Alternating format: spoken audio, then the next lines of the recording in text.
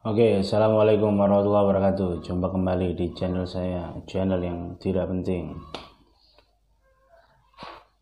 Tapi kali ini agak penting ya, karena ini adalah konten Wahai Pemalas. Wahai Pemalas kali ini akan membahas sedikit bidang keilmuan saya. Kenapa saya kira penting? Karena akhir-akhir ini saya sering dapat keluhan masyarakat sampah yang pengen belajar bahasa Arab tapi nggak mau belajar sungguh-sungguh, pengen bisa bahasa Arab tapi nggak mau belajar sungguh-sungguh.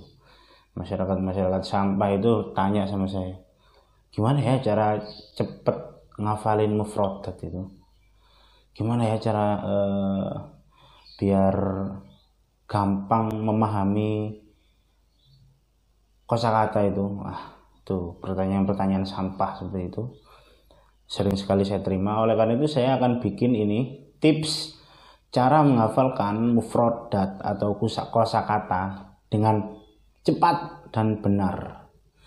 Kenapa saya bilang cepat dan benar? Banyak teman-teman kita itu yang menghafalkan mufradat itu cepat sekali ya, cepat dan banyak. Saya pernah kursus di salah satu tempat kursus itu 1 bulan bisa hafal 1000 kosakata. Tapi belum tentu benar. Kenapa? Karena kadang kita salah persepsi dengan mufradat itu. Sehingga penting bagi kita tahu bagaimana cara menghafal yang benar. Biar nggak cuma sekedar hafal Anda. Tuas hafal baik. Salah buat apa Anda? Oke. Kita masuk ke tips yang pertama. Ini dia. Yang pertama adalah mufradat itu jangan dihafalkan. Ini aneh. Nama kontennya cara cepat menghafal mufradat tapi jangan dihafalkan. Ini maksudnya apa? Mufradat itu jangan dihafalkan tapi digambarkan, diilustrasikan. Survei membuktikan orang Indonesia itu paling kuat di perekaman visual. Oleh karena itu teman-teman pasti lebih hafal acara TV daripada acara radio. Mungkin teman-teman yang pernah ngerasain zaman radio sebentar, zaman saya dulu, mungkin teman-teman lebih nyaman lihat TV daripada dengerin radio.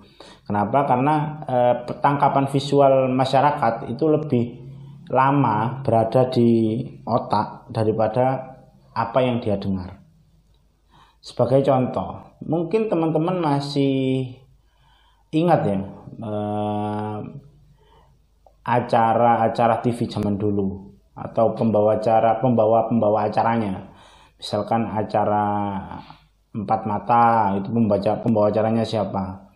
Acara yang lebih tua lagi mungkin Hole in the Wall, Bombastis, Kena Deh. Pasti teman-teman ingat lah siapa atau ingat wajah presenternya. Tapi pasti nggak ingat isi kontennya apa, yang dibahas apa, pasti nggak ingat. Itu menunjukkan bahwa menghafal lewat metode visual itu lebih cepat. Maksudnya bagaimana? Ketika kita menghafalkan suatu mufradat itu jangan dihafal. Misal ini meja itu bahasa Arabnya apa? Maktab misalkan. Banyak ya, tapi saya ambil maktab saja. Maktabun meja. Jangan dihafalkan maktabun meja. Nanti ya hari itu Anda hafal, besok lupa. Maktabun meja hafal, kedatangan yang lain. Tilfazun, televisi, hilang maktabnya tadi. Nah, makanya saran dari saya jangan dihafalkan tapi digambarkan. Maktabun, apa maktabun itu? Maktabun itu bendanya biasanya kotak, ada di depan kursi, terus ada kakinya, itu namanya maktabun. Jadi Anda gambar di sini, gambar sesuai selera sendiri saja. Misalkan Anda sering di rumah, Anda itu hafal sekali bentuk meja rumah Anda, ya hafalkan pakai itu. Berarti kalau ada kata maktabun yang pertama kali Anda ingat itu apa? Ya meja ruang tamu Anda itu di rumah. Gitu.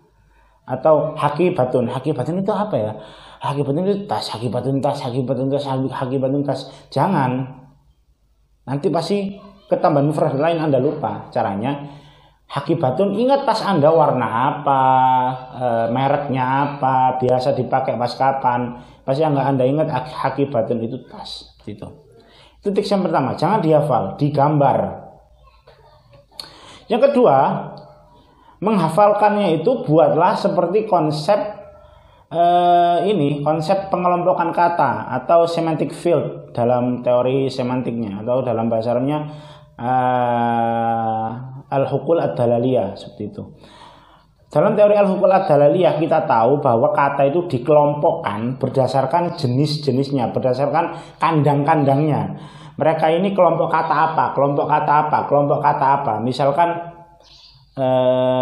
kucing, anjing, ayam, itu kelompok hewan. Kelompok hewan. Dikerucutkan lagi, ada anjing, ada kucing, ada monyet, ada sapi, kelompok hewan mamalia, seperti itu. Jadi semakin kecil, semakin sempit Anda memberikan hukul atau memberikan field, memberikan ruang kepada mufradat, maka semakin dekat Anda dengan pemerolehan makna. Maka semakin sempit makna yang diperoleh, maka penghafalan mufradat semakin cepat. Contoh, Anda menghafalkan satu kata bisa sekaligus menghafalkan opositnya, itu satu hukul. Misalkan Anda tahu bahwa mufradat dari bahasa Arabnya putih itu abyad, maka Anda juga tahu bahasa Arabnya hitam itu aswad. Dan itu akan lebih cepat menghafalnya. Kenapa? Karena Anda tahu kebalikannya. Kalau Anda sudah tahu kebalikannya, maka Anda akan lebih cepat memperoleh informasi. Seperti itu, lebih cepat menangkap informasi. Mungkin tidak hanya di kebalikan kata, di persamaan sinonim juga. Atau hukul yang sudah saya sampaikan tadi. Misalkan, ini wilayah mufradat soal sayuran, ini mufradat soal elektronik, seperti itu. Sehingga Anda menghafalnya akan cepat. Karena penghafalan Anda itu terstruktur, tidak mencolok ke sana, mencolok ke sini, mencolok ke sana, mencolok ke sini, seperti itu. Ya, itu. Jadi yang kedua, kita harus buat konsep penghafalan seperti semantic field atau itu hukul ad-dalaliyah. Saya mohon maaf ya, itu ada sarung menyentel karena saya syuting jam berapa ini? Jam 4 sore. Jadi matahari sedang menembus kantor saya, sehingga saya harus menutupnya. Saya nggak tahu nutup pakai apa. Ya sudah, saya pakai itu saja. Terus, ini yang tips yang ketiga. Tidak hanya cepat dalam menghafal, tapi juga harus benar dalam menghafal. Maka penting bagi kita mempelajari bagaimana cara penggunaan mufradatnya. Kita itu sering tertipu dengan sebuah mufradat, sehingga kita tidak tahu cara penggunaannya seperti apa. Saya kasih contoh. Apa ya? Kata kapan kita menggunakan kata apa ya?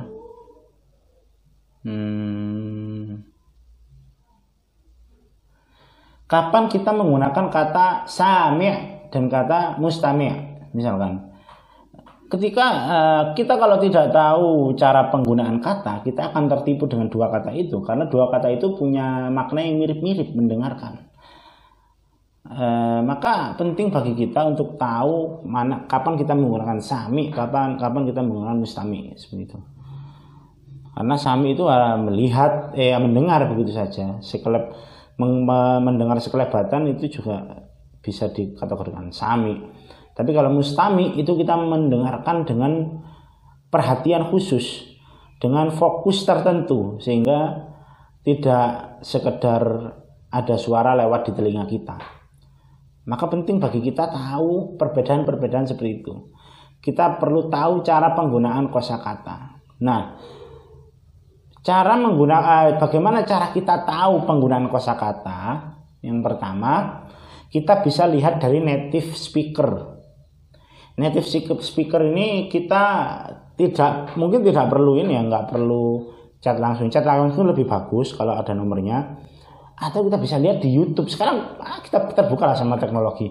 Teknologi itu banyak. YouTube. Di YouTube kita buka misalkan jangan yang native, yang Indonesia saja, debat bahasa Arab misalkan, atau Al-Butulah Al-Munadharah Al-Arabiyah misalkan. Nah, kita buka di situ. Kita dengarkan, oh ternyata mufradat ini digunakan saat ini. Oh ternyata ketika mau mengungkapkan ini, kita nggak harus menggunakan mufradat ini, kita bisa menggunakan mufradat yang ini, seperti itu.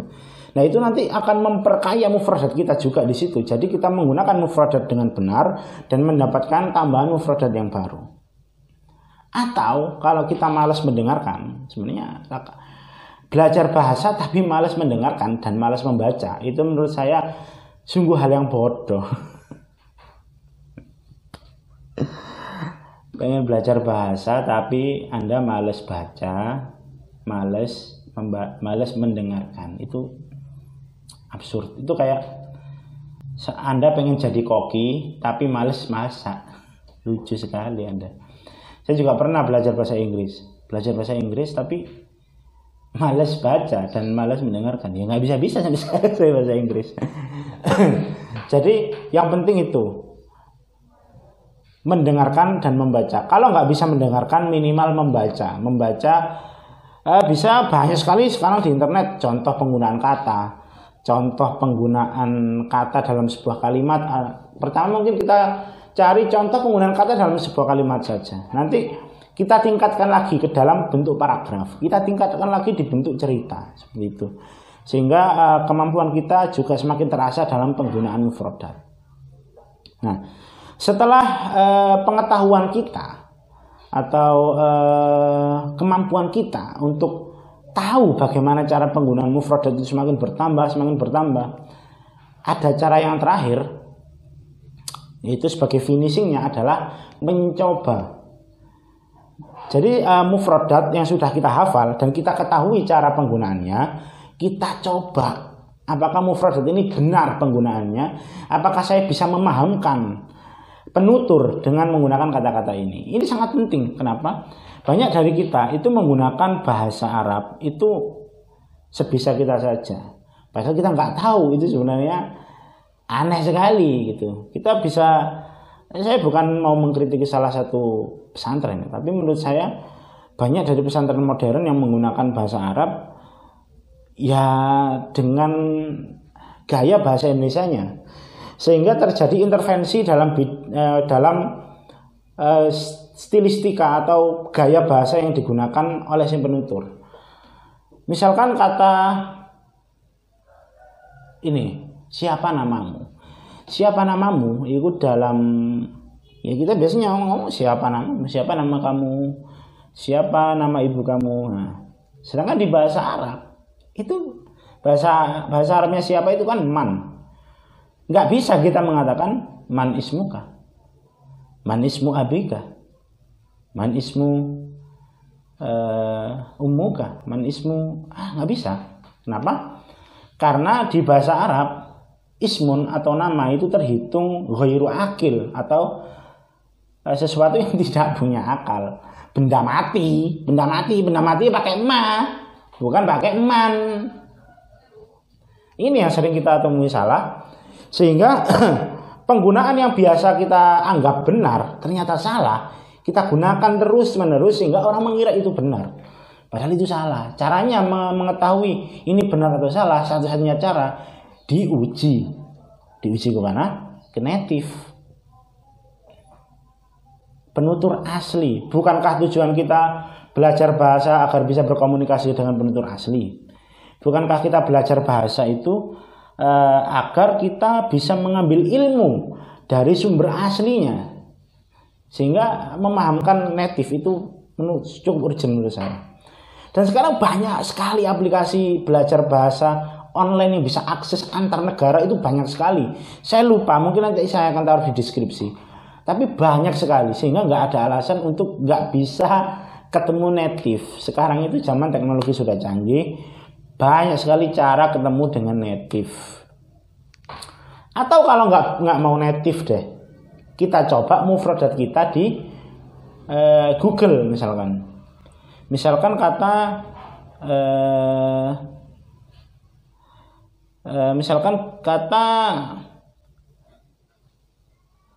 so'ada yas'udu itu naik, artinya naik atau memanjat, naik. Biasa kita menggunakan so'itu as-so'itu as-sulama, kita menaiki tangga. Nah, kita coba misalkan apakah naik perahu itu juga pakai so'itu gitu. Ternyata tidak.